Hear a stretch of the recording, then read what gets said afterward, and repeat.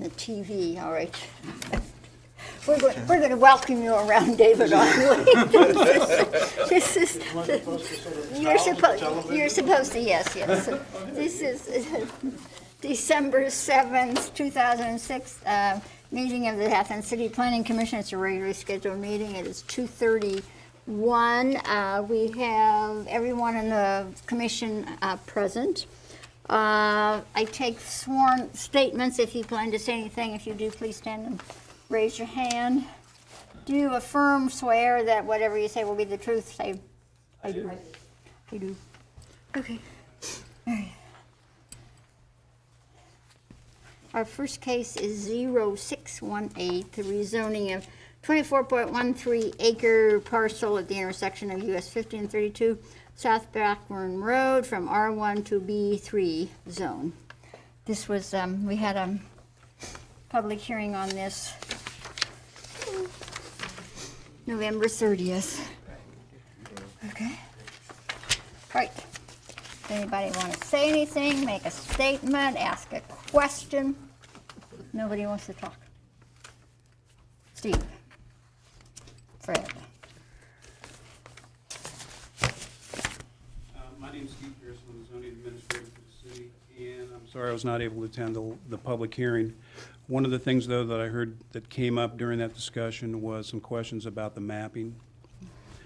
The proposed map, or the exhibit map that's with the documents, was a document that I generated based on looking at the official zoning map. And in this particular area, it's very hard to distinguish where the existing boundary line is at. So this drawing may not be an exact representation of how much land is contiguous between the current B2 zone and the area that Mr. Weber proposes. In any case,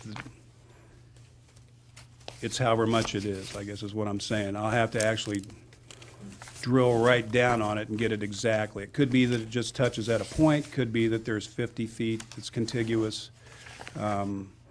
So this is a representation, not an exact map.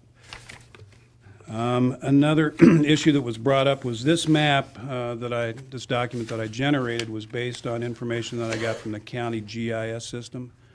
And it indicates a property owned by Fred Weber at the corner of South Blackburn and 5032. That is not in his ownership. And I think that was a question that was brought up too. This map could just as easily be whited out and the proper owner indicated on that corner lot. There are other maps at the county GIS site that do indicate proper ownership. Ms. Reeves in particular owns a piece of property there that's identified on this as still as Weber.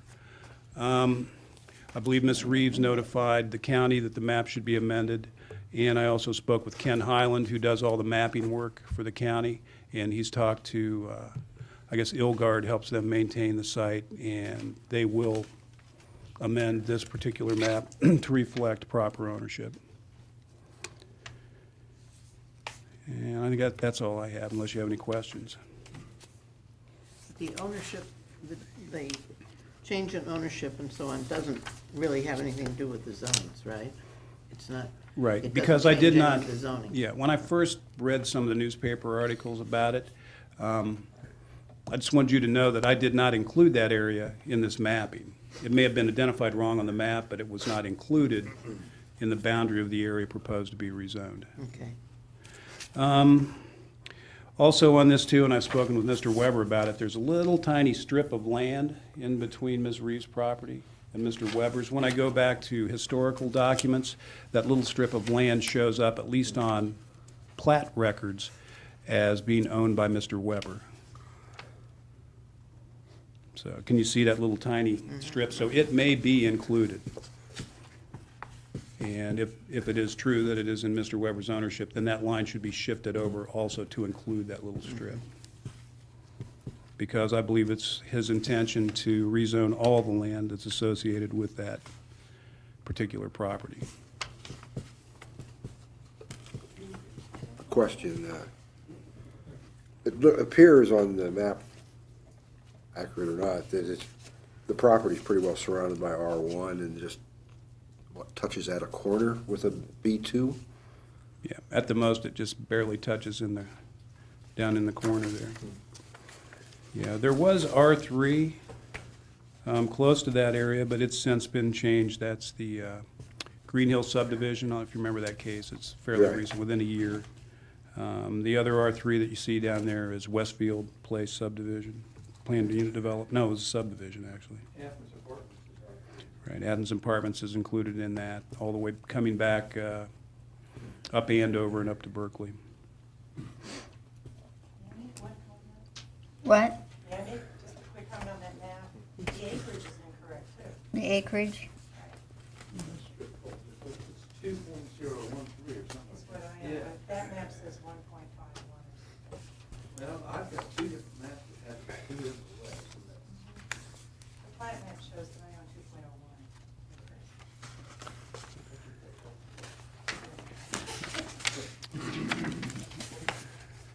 Yeah, I'm not sure. Well, to be honest with you, when new surveys are done, a lot of times acreages are amended. Your deed really doesn't. A lot of times, older deeds will say 22 acres more or less, with a lot of exceptions out of them. When they actually do a new survey and you use current technology that they have at the county engineer's office to check the mathematical accuracy and what they call close the survey to see if the meets and bounds description actually does geometrically enclose an area, and then exact acreage can be determined. So some of these older deeds and acreage references may not be accurate, but it doesn't essentially change the area of land that you own. It's just a more accurate projection or review of the actual acreage.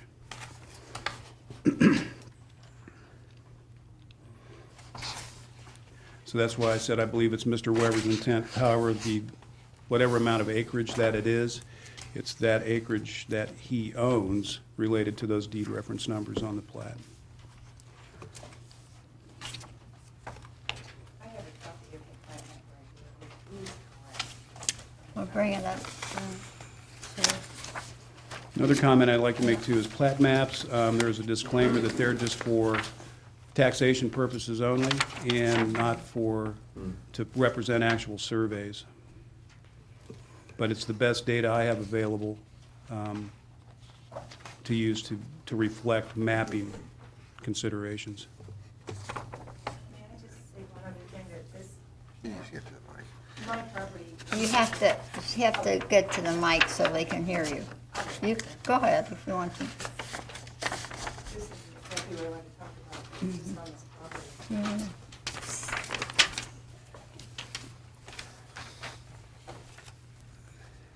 I purchased the property in 1992 from Margaret Weber, Fred Weber's mother, and she was a lovely lady. And as it turned out, the deed showed 4-point-something acres that I had purchased, and we figured out that that wasn't correct. It was amended to the 2.01 acres, which I do own.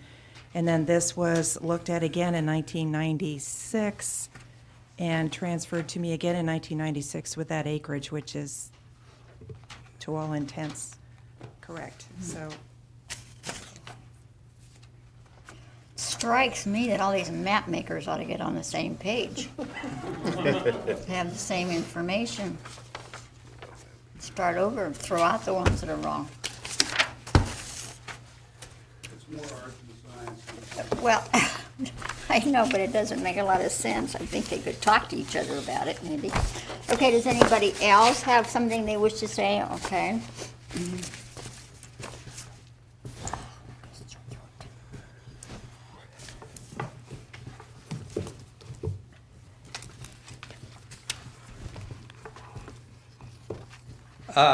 I'm Fred Weber II. I live at 6866 South Blackburn Road, and I'm the individual that's requesting the zoning change. First, I'd like to say that I have great respect for all my neighbors, and I take seriously their concerns, and I share some of their concerns. And I've prepared my remarks today pretty much based on the notes that I made at our meeting last Thursday. First, I have to say that I take offense to Mary Ann Reeves's suggestion that I was misrepresenting the proposal by submitting an erroneous map. And it's already been pointed out that the map was prepared by the Code Enforcement Office, not by myself. Mary Ann's historic home, which she says that she would like to put on the historic register, has about 60 years of fond memories for myself. That's because that's where I grew up. And when we sold the property, we were tickled that Mary Ann bought the property because we knew that she would show pride with the property. And the fact that she says now that she'd like to register as a historic site, I feel is irrelevant to this issue. I've heard the term failed intersection. I had not heard the term failed intersection in the last week. And I contacted Thomas Camden, District Safety Engineer for District 10 over in Marietta. And I have his phone number and extension number if anyone would like it. And he says he is aware that the intersection has some issues, but most grade intersections on 4-lane highways do have issues. And he said that since the property is inside the city, it would most likely be the city's responsibility to make any improvements. He went on to say that he would not use the term failed intersection. I agree that the intersection leaves a lot to be desired, and I reviewed a recent study done by, ordered by the Copper Beach Town Homes, which were proposing a development off North Blackburn and Kimes Lane through the Mara Engineering and Traffic Engineering Services of September of 2004. The conclusion was that the intersection was borderline and the traffic signal would make the intersection operate at an acceptable LOS. And I assume that's line of sight. I don't know whether that's the term they use.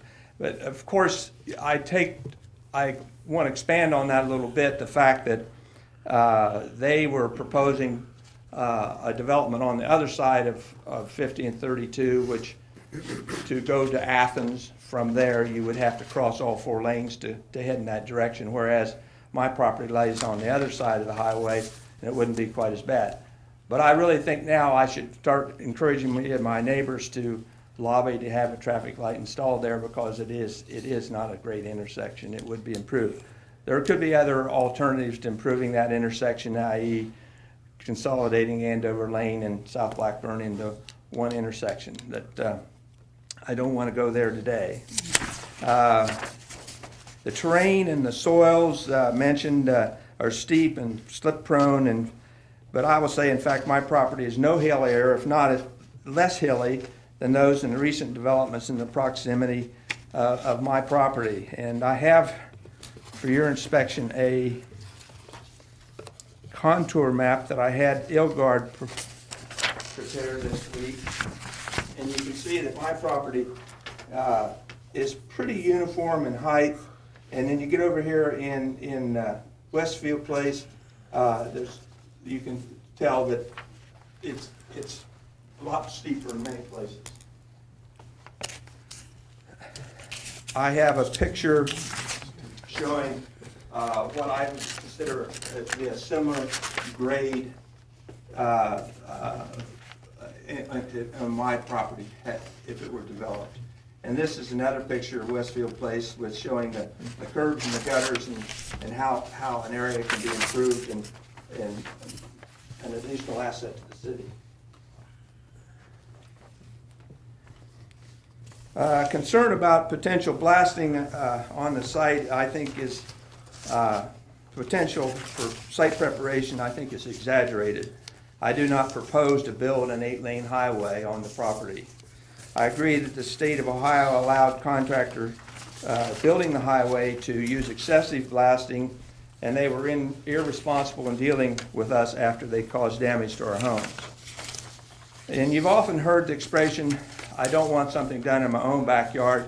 Well, that applies to me as well. And I took this picture this fall in my backyard, and I sure as hell don't, I sure don't want to do anything to jeopardize that.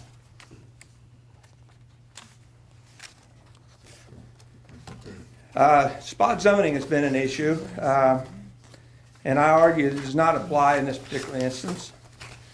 Standing at the intersection of Blackburn Road, You can see the Budget Host Motel, which is zone B2. The big green pine tree in the right foreground of the picture is on my property. You also see a sign that says convalescent home, which does not comply with R1 thing. So city council must feel that there must be some flexibility in looking at that.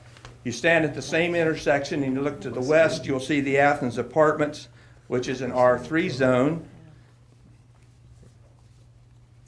Again, I cropped in the rest home side, to make another point. Get rid of that. The only property between my property and the B2 and the R3 is Mary Ann's property and Mrs. Hooper's property. So if you're talking about spot zoning, maybe they're spot zoned and the other zoning complies. If you go east of the motel, you're going to find nothing but B2, B3 developments. The development of US 50 and 32 has changed the dynamics of my property and make it much more attractive for multiple residents or commercial use. You can see in the photo that my property is fronted by a 20-foot to 22-foot wide commercial access road with good line of sight. It could easily be expanded wider with curbs and gutters without having to acquire additional right-of-way. The impact of the project on South Blackburn Road, development or not, South Blackburn Road needs attention. I'm going to show you one more photograph of South Blackburn Road, which is only 14 feet wide at its best, and it has no berm and a ragged shoulder. I wrote the city, I think Mr. Hazlett might have just been, he was wearing too many hats at the time, back in the spring about what could be done to improve that street and at modest cost. That should be done whether or not this proposal goes forward or not.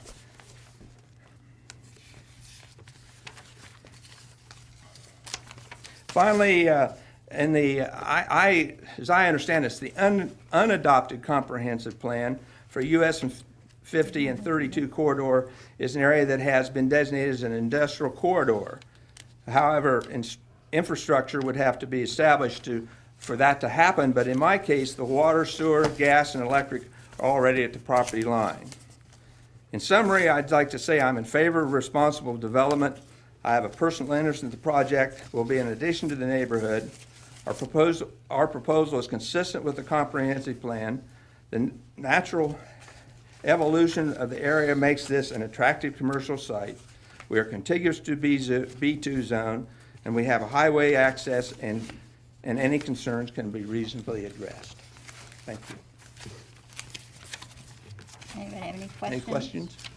I do. Why are you asking for B3? That's a good question.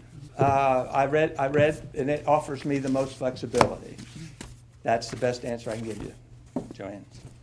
Okay. But keeping it R1 would still, that would still allow for subdivision for individual homes and so on. Individual homes, but the fact is that every time I've had a conversation with a potential developer, R1 is the brick wall. That apparently it's not a big enough site that the time you put in the streets and the gutters, you can't get enough lots out of it to make it feasible. That's my understanding. I've had it listed for 4 years. My dad, I found, I wish I'd say this for Mary Ann too. I found, about a month ago, I found core drillings all around her house, and I disposed of them. Core drillings and all that. I know that 22.5 feet down, it takes 123 hammers to get to bedrock at her house. That, I wish I had that documented, but I don't. I discarded it. But back to your question, what was it again? Well, no, my question was, if it stays R1, It doesn't, I can't find an interested developer in R1. but it's not such a small chunk, because if you look 24. over at Tom Lovedall's edition, it's 23.5, so it's roughly is the same size. I think I think the distance, I think the fact that mine fronts the 4-lane highway and the frontage road is what makes it more desirable than just R1.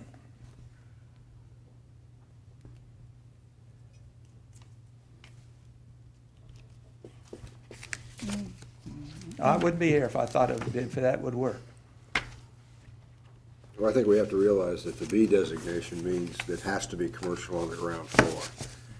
I'm sorry? It has to be commercial on the ground floor. Well, in maybe a B I should- maybe I designation. should- Whereas when we look at R3, and Can- if you were looking at a small apartment buildings or something like Could you put a that, doctor's office on an R3? yes, as a specially conditioned use, because R3 allows as a special permit all businesses that would operate in a B1.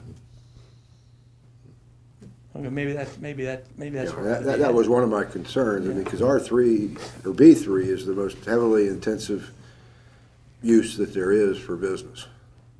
Well, And that really may- tries to preclude having residential. Okay, well, maybe I'm barking And up the so- wrong tree. well- Maybe I, The R3, in my mind, does allow the B1 type activities, and it can be granted by the zoning board, as I recall, because it says right in the code that permitted, not under permitted uses, but specially conditioned permitted uses are those businesses allowed in a B1. And so the zoning board could just grant it, and they have justification to, whereas, yeah. So that could be in, as you do a combination residential and some light commercial, whereas if it's B3, you have to have business on, that's the problem we've had at the end of Court Street with those 3 buildings that Cornwell built. Because he was required to have business on the first. business on the first floor, and they went vacant for, what, 10, 12 years? You know, and then finally, through council and everything else, we granted it for the back 2 buildings only. Okay, well, that, like I say, I have no specific plans. And so when I was looking at what to do, I thought, okay, Sure. if I'm gonna ask for something different, I might as well go for the home for run. broke. And maybe I'll have to hit a single, I don't know. I appreciate your comments, thank you. Does anybody else have anything they want to?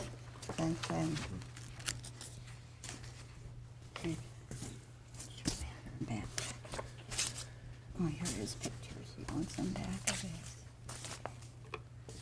First of all, I'd like to apologize to Mr. Weber and Mr. Pearson about my comments about the mapping. My thought was that it's not consistent with what I've been paying taxes on for several years.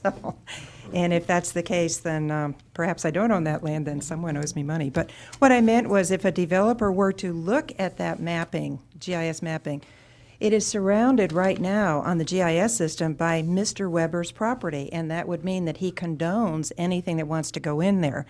Whereas if you have a different property owner, like me, who owns the corner of that property, 2 acres, it would concern me what goes in. And I'm sure that something will be okay, but Mr. Weber also said that he thought what goes in would be good for the neighborhood. I'm not exactly quoting what you said, but I have no earthly idea what could go in. I mean, my understanding of B3 could be anything. It could be a lumber yard. It could be anything. And I don't know how that would exactly be good for the neighborhood. That was one comment I just wanted to make. But the blasting issues, yes, there was excessive blasting from the highway, although they don't believe that there was excessive blasting. But many people, I think there were 15 families who suffered extensive damage from that blasting, and no one was reimbursed, with the exception of maybe one family in Meigs County. So that is pretty bad, and we're all afraid of more blasting occurring. Mr. Weber pointed out that the Kimes convalescent home sign is bordering Route 52, Blackburn Road. That's North Blackburn Road, not South Blackburn Road. We've got a 4-lane highway between us and the other side of the road, so that would make a difference too about the zoning on that side of the street. It doesn't matter that much to the property owners on our side of the street, which is solidly R1 at the moment. So I don't think I have any other questions right now, but I thank you all for listening, and I just wanted to apologize, to Mr. Weber and Mr. Pearson. It's not their fault that the GIS mapping system is wrong, I know, but I just think that that's misleading, and I would like to see these maps corrected, especially so that you all have something correct to look at, whatever it might be. Thank you. Does anybody else have anything? Did somebody else they wanted to speak? Anybody else wish to speak? Nobody else wishes to speak. Okay. Okay.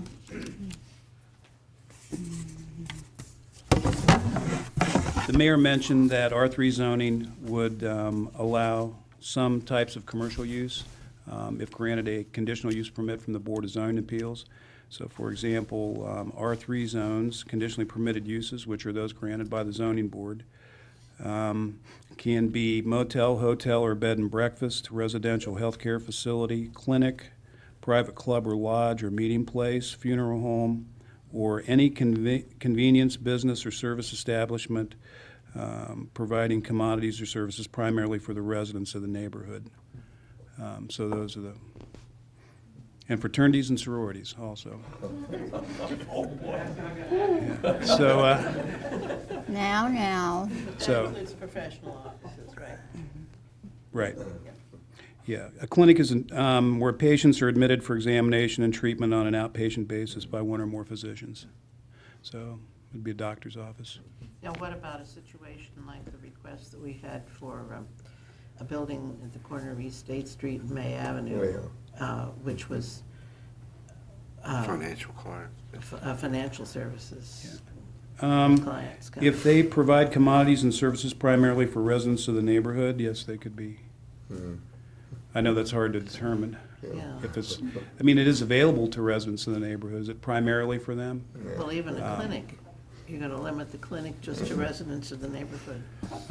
It's not listed in that convenience and general business service section, so I suppose it could be for anyone from any area.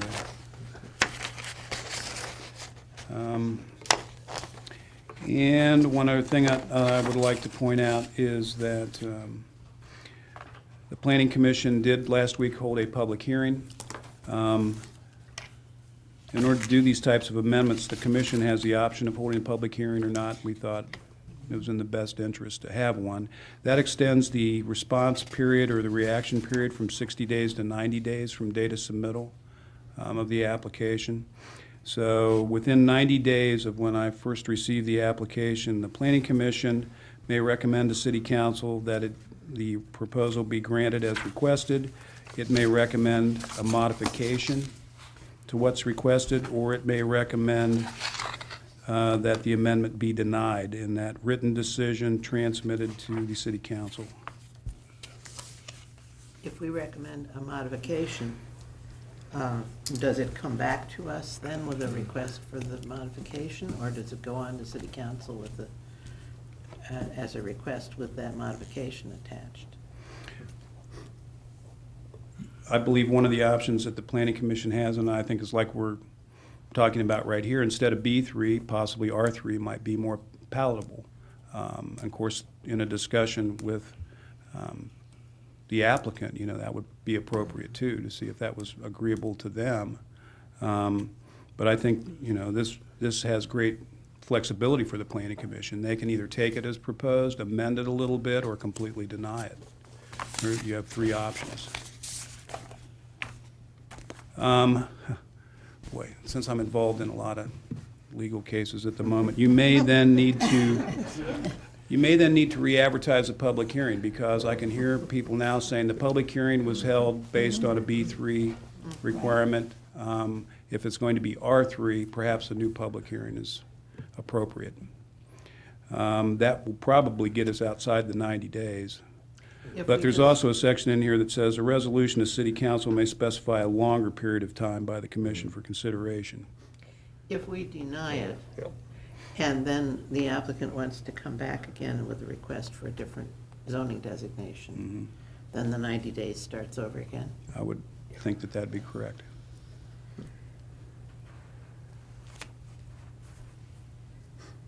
So that's the only additional information or clarification that I have. I'm looking at you all. Well, I don't like a V3. To be truthful, I don't like because this. I think it does stick out a little bit, because all of Richland Avenue almost exclusively is B2, and it's really very narrow as you go down the Richland Avenue corridor. The nursing home existed, I think, at the time the zoning came in. Yeah, because it was outside the city. Right. I'm not comfortable changing it and passing a changed designation, since we had the public hearing based on B3. the B3. I'd be more comfortable denying it and suggesting that he come back with a request for something like an R3. What if I said I would prefer an R3 now? Would that speed the process up? Well, there were people who were at the public hearing who aren't here today, and people who would presumably be notified if we're gonna have another public hearing. Then I think there are two advantages to having another public hearing. One is to give everybody their chance to speak to a different question, and secondly, to have a chance to explain what the significance of the different zone is, and so they can see whether they still have the same objections to the things that would be permitted in an R3. It seems to me that well, I'm opposed to putting a business designation surrounded by R zones. And if you put an R3, it's not that far from the R3 that has Westfield and so on. And it still gives a good deal of flexibility there, but it doesn't violate the essentially residential nature of that area as much. And we've talked about that on East State Street in that area, and we'd also talked about it some time ago in a case on West Union, where there was a request to zone a piece of property business simply because it would bring more at sale, which really doesn't have anything to do with the planning process. So I guess I would move that we deny this, and I would informally suggest that you come back with the request for R3 if you'd like to do that. Second. Are you putting that in motion? You can't put that, I think all you can do is either accept or deny. All right, deny, but the informal part of it. Well, after, yeah. you can Yes. It's say all a that. discussion. Yeah, in the All right, discussion. so discussion. Okay, Steve has to say I move that it, we though. deny the, deny Second. this. okay, and he seconded, okay. did. Now discussion. That recommendation then would have to be transmitted to council. I would propose that maybe a cleaner way to do it would be that Mr. Weber request that his application be withdrawn, and then that puts an end to it. You don't have to even act on it. And that he can reapply with an R3 request rather than B3. That way, you don't have to make a decision, nothing has to be forwarded to council. This time clock stops, a new application comes in, a new advertisement, and then, I'm That's- perfectly happy to withdraw my motion. I So- will withdraw my request. Okay, goodbye. I would like to make one other statement. So, a couple of times we have heard comments that the comprehensive plan hasn't been adopted yet, and the comprehensive plan has been adopted by the planning commission, which is what has to be done. Which is all that has to be done by law. Another thing that I'll try to do a little research on too is no matter if it's changed from B3 to R3 or not, there's still, I mean, the issue of spot zoning has been raised, and I'll try to do a little research on that. Well, it looks a lot less like spot zoning than if it's a B zone. Okay. You want your map back, Marianne? You want pictures, Fred? Ralph says Well, there's still the same, there's still the same Christmas case. presents, huh? You could probably still use them again.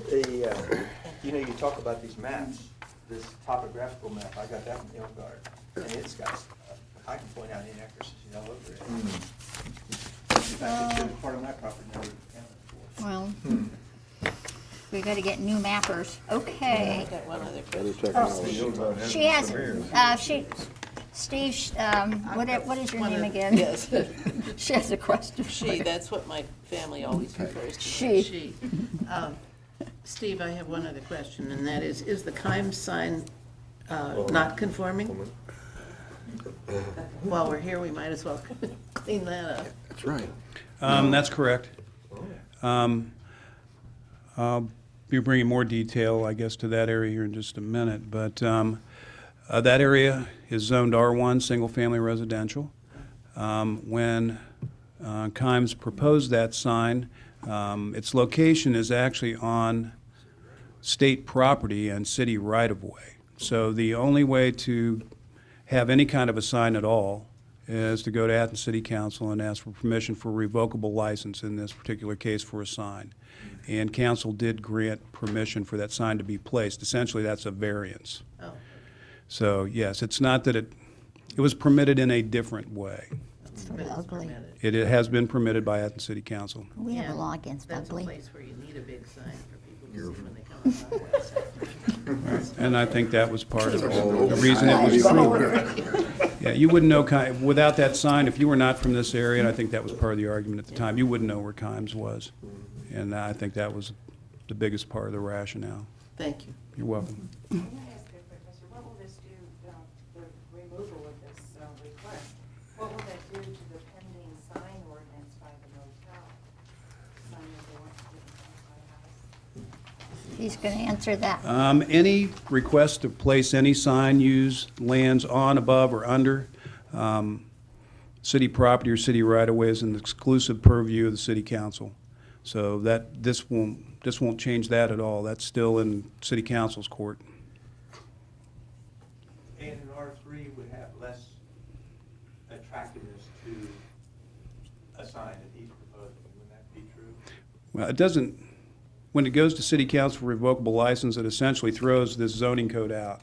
It's special permission. This really doesn't apply. It could be a guideline, but it, you know, it's hard to, it's like comparing apples to oranges. I oppose the time signs. Okay, well, everybody go rip down signs. Don't say that. All right, we have no other cases, but we have communications. Excuse me. Get my cough, I have a terrible pain, so I can't cough. The first communication is from City Council about murals, code, Title 23, zoning code, chapter 23.03.13T6, murals. Where'd that go? Here. No, that's height, I'm on the wrong page. Didn't I have a thing in here on murals? Yes. That one. Okay. You want to recommend that they have to be approved by the Municipal Arts Commission? Is that basically what this is? I think it's a very wise, I do too. because right now it says recommended by the mayor and the city council. So we're substituting the municipal arts commission for me, and I You think don't- that's great. You don't want to do Carol that. Patterson, representing Athens City Council. Just when you think something might be simple. Yeah. This actually came out of a rather casual conversation between Steve Pearson and myself, and it just keeps growing. Because if you read that carefully, not only does it say the mayor and city council have to approve a mural, it refers to a mural as an exception to the sign ordinance. Therefore, a mural becomes a sign. The other part of it that I find difficult is that public versus private property. The way that it's stated with R1 prohibiting signs, can somebody put a sign on their private property? And if not, then they couldn't put a mural either. But murals are accepted, therefore they could, with the permission of the mayor and the city council. This all came up about 4 years ago, approximately, when the mural on Stimson Avenue was discussed. And it was at that time that the mayor came up with the idea that perhaps if we had a municipal arts commission, that the arts commission could make that kind of choice. I personally should have caught this in terms of the sign ordinance a long time ago, but really, until quite recently, I didn't realize that the code still said that it should be approved by the mayor and the city council, never mentioning the Arts Commission. We currently have a mural that's almost finished, and it's on an alleyway. Is that public property, or is it private property? It's the side of a building that's owned by someone, and a business is doing the mural. I think we need a bit more investigation on this whole thing. I have been talking to Gary Hunter about it, and part of what he said is, no, you cannot restrict a mural on private property, which is fine by me, because the part of what we were facing is, for example, we have 3 of the quilt squares on private property. Those would have to come back and be reapproved with this process, but they are on private property. But we do need to kind of figure out, like this alleyway, is that private or public property? And what is our intention here, and how can we make the sign ordinance reflect what the intentions are? I think there are lots of things in the sign ordinance that could be looked at again, but I don't want to do it. So I think that there's a lot of work to be done here, and I do know that a couple years ago, when Gary looked into the political sign discussion, that it was ruled that a private residence had the right to put up a political sign whenever they wanted to, for as long as they wanted to, that those laws could not be enforced against personal property owners. Is that the same with the business operator? I don't know. I just think we have a lot more questions. We do have an ordinance that's gone through 2 readings, which basically just takes out the mayor and puts in the Arts Commission. We can table that at the next meeting and just let it sit there until we figure all this out. And I understand we need a public hearing as well. So it's, lots of steps before it's resolved. Meanwhile, the mural that's being painted will probably be ancient history by the time we finish it. But the idea was to give us a process by which murals could be accepted in the city and to give some level of control over that, which I think is a worthy idea, and the Arts Commission actually does have a procedure, a policy and procedure to do this, which includes appointing an ad hoc committee for murals that looks at each case as it comes through. One representative on that ad hoc committee would be from the neighborhood association of the impacted neighborhood. And one would be a member of the Arts Commission itself, and then they would have 2 additional people who are expert in that area. And they have an application that's very similar to what you would forward if you were asking for a grant. It describes the project, it gives the rendering. It's a very thorough process, but we have to figure out the legalities of it and how we want to proceed. Well, I mean, there's so many murals in so many cities, that all these things Exactly. must have been addressed before. It's not like it's all new, But I find it unusual that it's in the sign ordinance.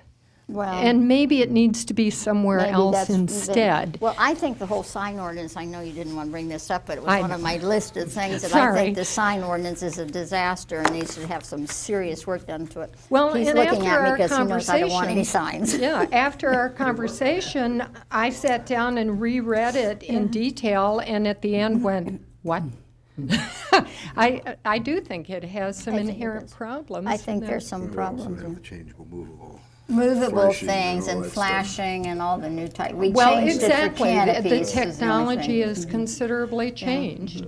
And but- I think most, maybe Steve or one of them can answer it. Most of the alleys uptown are private. There are 1 or 2 that are publicly owned, but most of those are privately owned. And is that one private or public? I don't know which ones are private. There are 1 or 2 that's public. There's some definitions of a sign.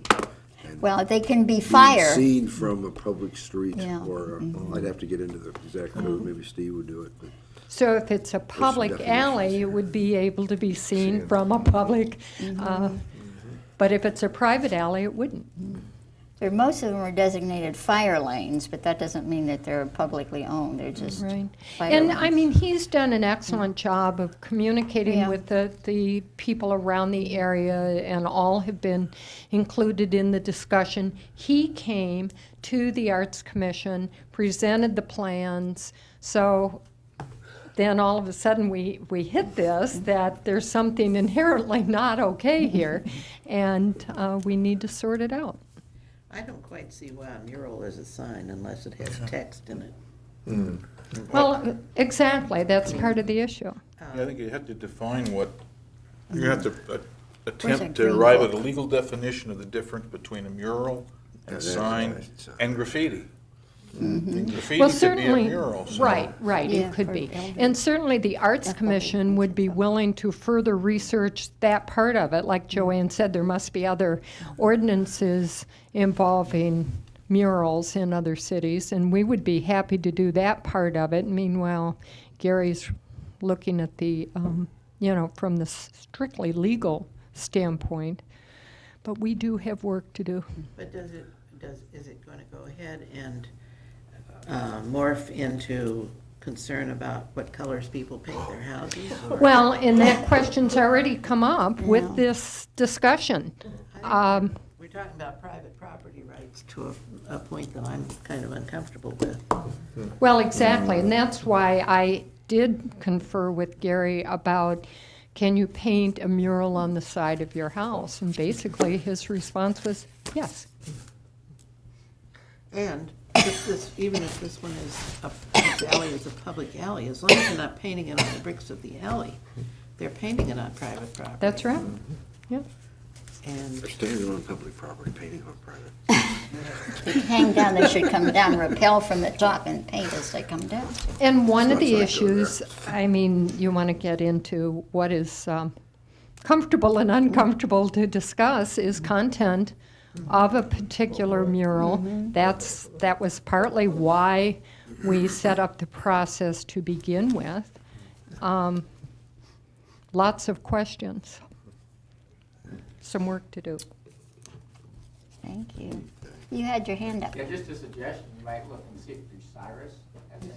Yeah, be They have Steubenville. several large Steubenville and Portsmouth has them. Nelsonville has them. Besides the buildings that you see from the public road.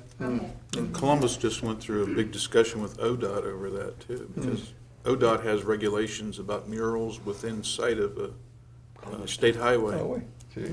Yeah, well, I can understand, I think. And there's another one that's been discussed, just coming down State Street into town on the side of the building where Pangea Tea is, which would be a great location. I didn't know they had here. I'll have to look next time.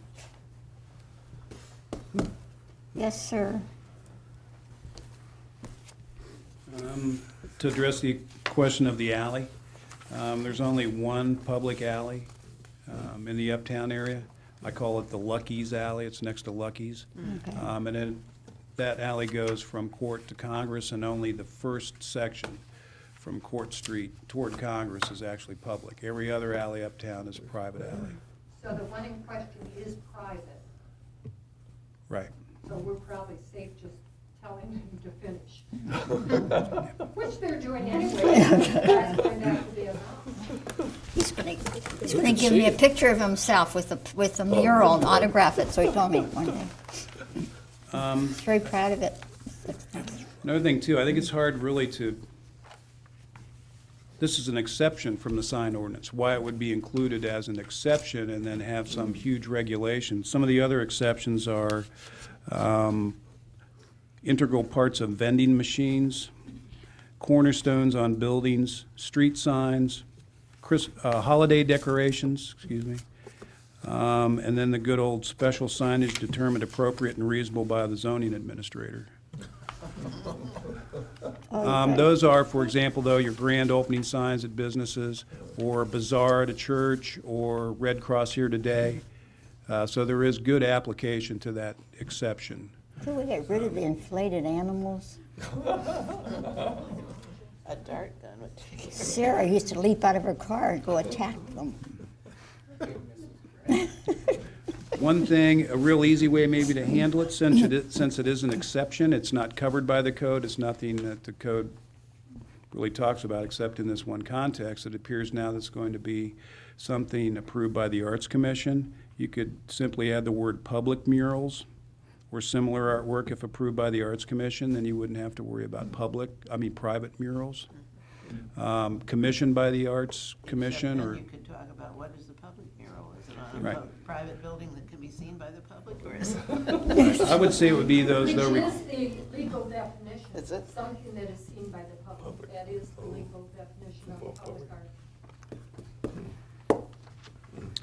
So we have art crossing into the sign ordinance, and I'm not sure. You can really, to be real honest with you too, definition of a sign is anything that draws attention to a business.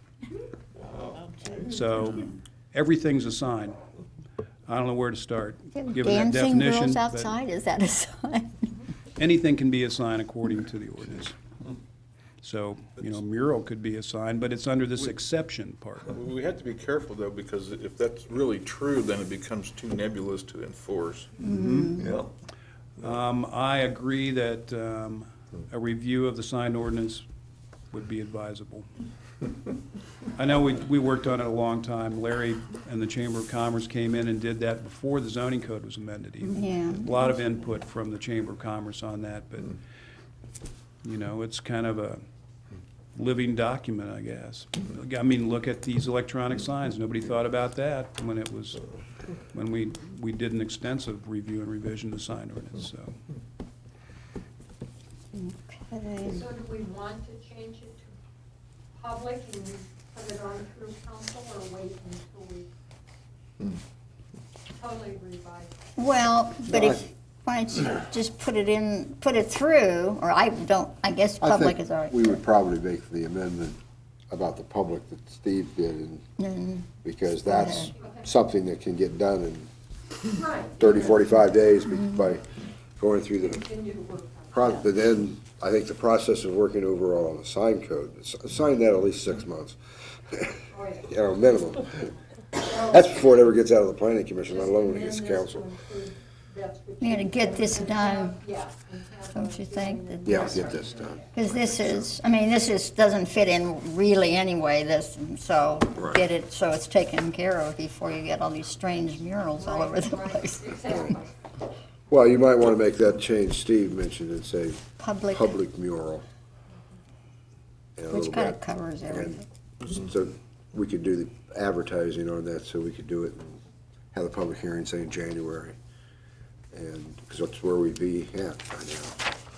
And then ship it off to council in February. Do we need a motion to do that? To do what? It has to No, come to us. we don't, we need to do a motion. No, okay, they're not We're asking gonna us, do it. they don't want, they're not Just asking us to asking send it back, schedule a okay. public hearing. You didn't want us to do it yet, First change. okay, all right. All right. Then other communication deals with Title 23, Table A, Schedule of all controls, to change the maximum height in B2D, non-residential downtown, from 75 to 6 to 50 to 4. That is a part of the discussion of changing the zoning, isn't it, up at the Right. end? We did this so many times. Where did we decide that, what did we talk about the last 3 times we did this? We did it twice. Well, there's two. And couple then once that I before know. it was And- done. Well, but council's brought it back up and they're actively discussing it. It seemed that one of their main discussion points was that in B2D, you're allowed 75 feet, 6 stories. They don't want that replicated in the last block of court. Potentially, they would, so they had Steve, code office, do, let's look at Court Street and see how many are 4 and 5 and whatever stories. How many would this, I think there's 2 buildings on North Court that are 5 stories now. And then Bromley Hall is owned by the university, so we'll ignore that one, it's 11 stories. But we only have 2 non-conforming grandfathered uses that would be there, and that would, it would limit. So that's why council, I think, sent it to us for our consideration. And then if we make that change, they're gonna say they're gonna consider the B2D recommendation that we made in 1995 and 2006. We did it once before 95. And I think we did it back in the late 80s, too. I mean, maybe I wasn't, but it was doing it. Yeah, I was on council.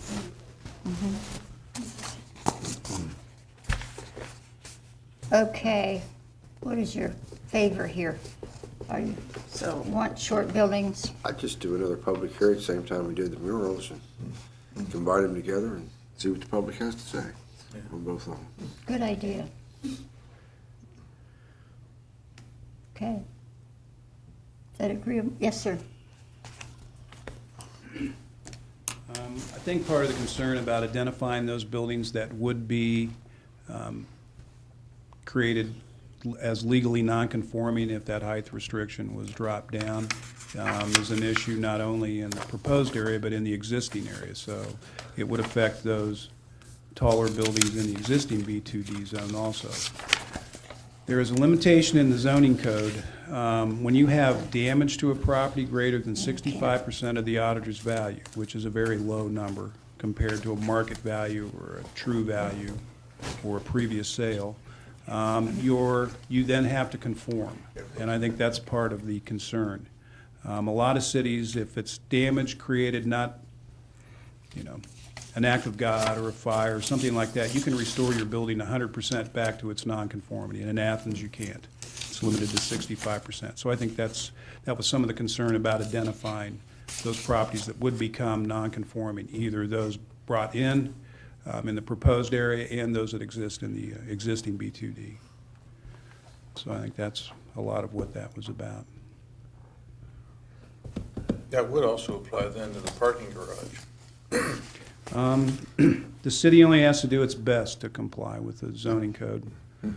But there are higher public interests which are associated too with some things that, for example, Ohio University does. If you have a higher, there's a public purpose to what it is that you're doing. It's not a private interest, it's a public endeavor. You just have to do your best to comply. So I guess, yes, the parking garage is like Bromley Hall. Yeah. It's too tall. Cut off a level. Yeah, because I would think you'd have to demonstrate that it's a particularly unique public purpose, and parking garage wouldn't be particularly unique only to a public purpose.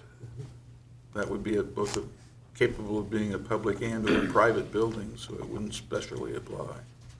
But that's one of the things too, when you're talking about limiting the height of the buildings in the downtown. You gotta look at what the consequential damages may or may not be, so. I'm not sure what the particular concern is about building height. I mean, you could build a 6-story building in the downtown district for the entire time the zoning code's been in existence. I believe our fire department can fight fires at much greater heights than that, if that's a I concern. think the ladder truck, or the platform is 90 feet. The new one's 100. So, there's really not a fire safety concern. Any new construction would be plans approved by the State Department of Construction Compliance. Generally, they require more fire-resistant type materials in construction, sprinkler systems, alarm systems. So if it's an idea about fire, I don't see the connection myself. But, people can be, anybody could have built a 6-story building in Athens in the downtown district for the last 35 years, 37 years, Well, this is. 47 years, 47 years of zoning code. This is to fit in with the historic buildings that are in the downtown area, is this why?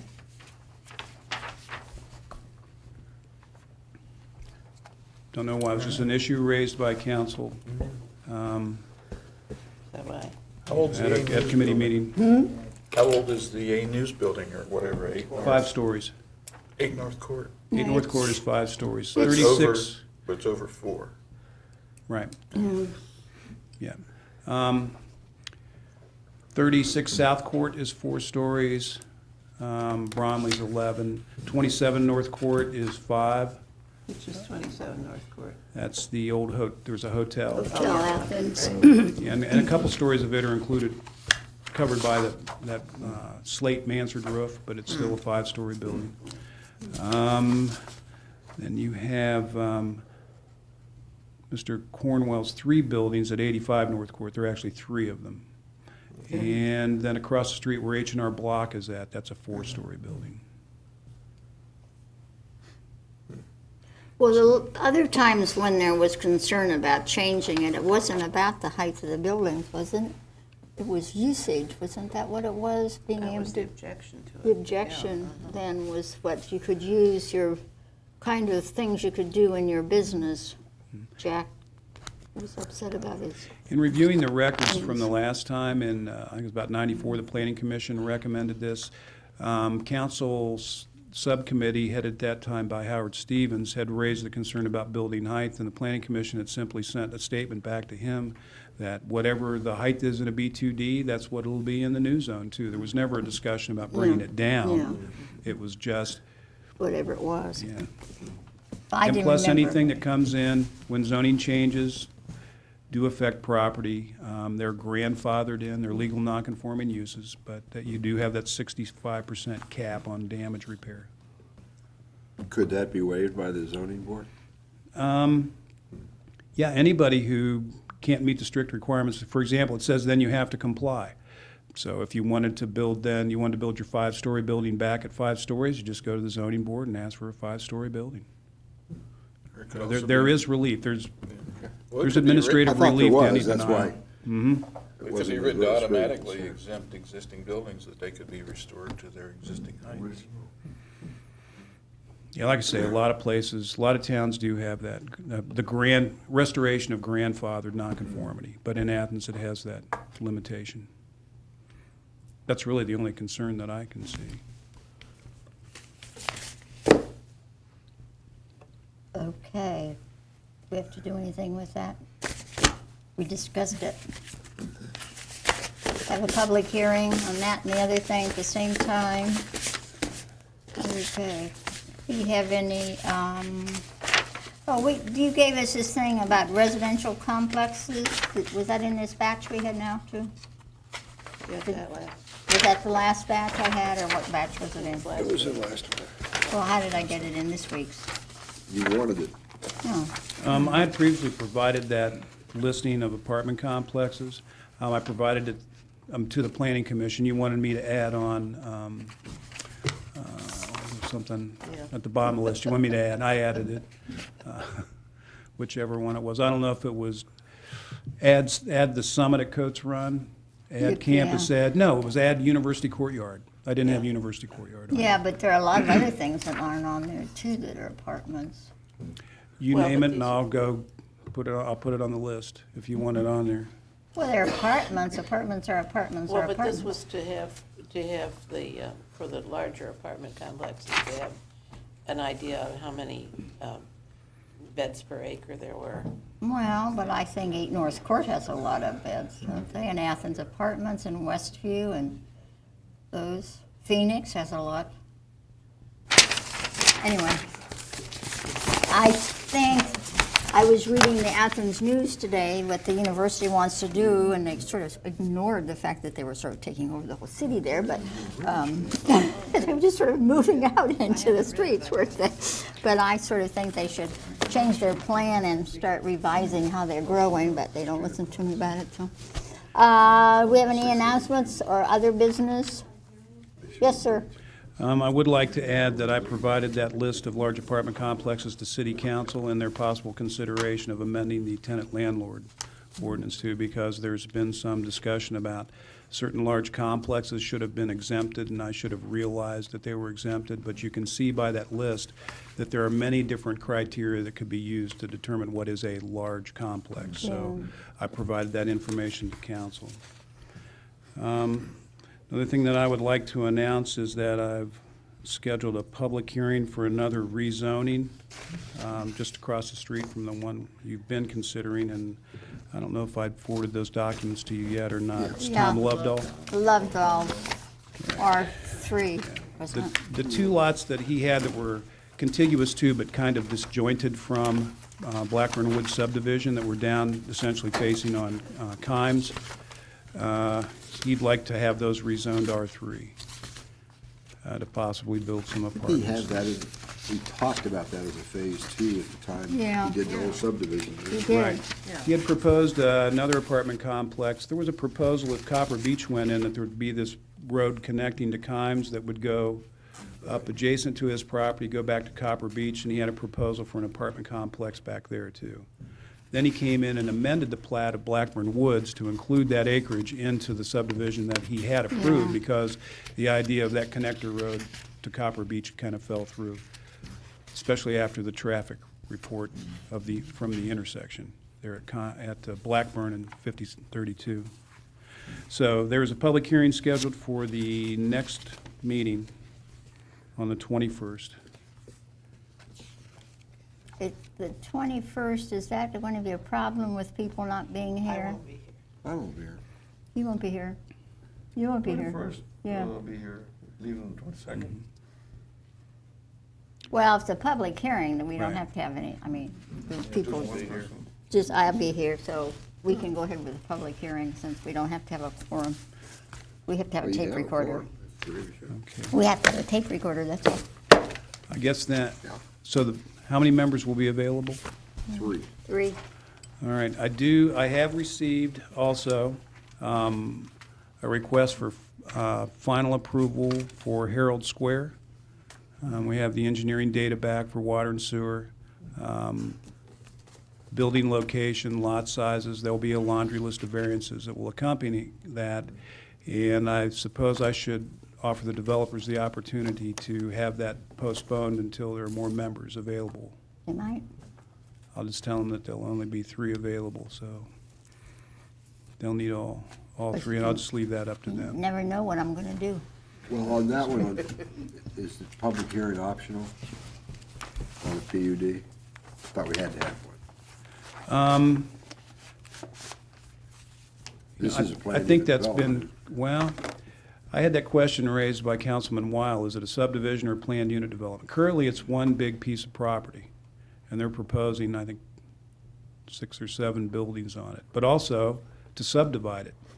So it's something in between a PUD and a subdivision. I'm not really. Well, I thought it had to be a PUD because it's in a B3 zone. Well, they're proposing individual dwelling units on individual lots. They just happen to be 0 lot line. Well, that would take a rezoning then, wouldn't it?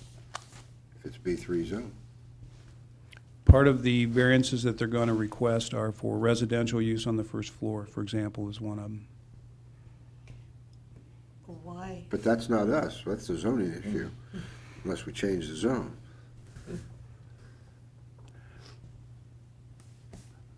Then I also, always considered it a PUD, and that was, a PUD could be in any zone, it's a layer Yeah. over top of. So if they're saying they want individual lots and it's not being a PUD, then you gotta rezone it, in my mind. 'Cause we can't grant a variance to the zoning code, Yeah. other than a PUD, and that's not really a variance, it's another Overlay. layer of zoning.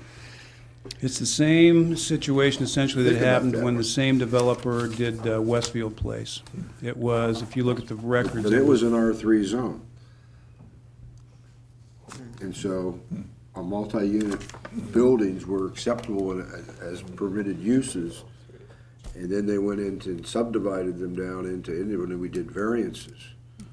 But here we're starting, I don't know, I'm just saying, think about, that's the first thing that came into my mind. So that could be the wrong thought as well as the right thought, but maybe I'll think about it and you can think about it. See which Okay. way it goes. Yeah, however, I mean, subdivision PUD, it still has to be approved by the planning commission and the council. Same process. Right, but I was thinking maybe it included a public hearing. I'll have to go back and look through the record for sure to see if that has occurred or not, or if it is, it may not be Well, it may be necessary. substantially changed enough that we may want one. Can these other things, is there enough time for them all to be on the same day? Public hearings, notification or anything? Do we have to? No, there's, you have to have 30-day notice, I believe. So that weekend, the 21st, can only be this one that you've already done, right? Or No, you can two? do more than one public hearing. Well, but he said you have to have time I to, advertised it a long time ago. he advertised it, but these other two haven't been advertised. Right. Well, that's what I'm talking about, those. I can tell you right here real quick. It has to be advertised at least 30 days in advance. So We're you talking can- January sometime. So 30. just the one you advertised then? Yeah, it'll just be the logo. Okay. Okay. And the only other thing that I have is you will not, well, let's put it this way. The preliminary approval for landmark PUD more than likely will expire because the developer has come back in and proposed one large single building on the landmark property. And it doesn't have to come to us then? No, it won't. And I know the neighborhood associations seem to be very interested, and people call the office quite frequently about that. So I have issued a zoning certificate. You got to realize this is just a very basic, there's a lot of detail you got to have before you can start construction. But this basically says that the use that they're proposing is permitted. It appears that the buildings are not too high, they're not too close to the property lines. There's enough parking. Some of the parking is proposed to be on the Bob's lot. Deed restricted as required by code. So a lot more detail will probably be coming in, and more than likely you'll not see landmark as a planned unit development.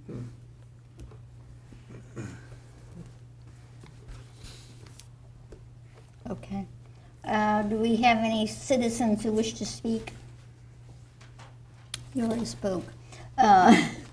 Of minutes of the We had October 19th, October 19th, and we also have the public hearing minutes. and I looked at both of them. As far as I'm concerned, I move approval without any changes. Is there a second? Second. Any discussion? All in favor say aye. Okay, now I will entertain a motion for So adjournment. moved. Okay. It's, what time? 20, quarter to 4?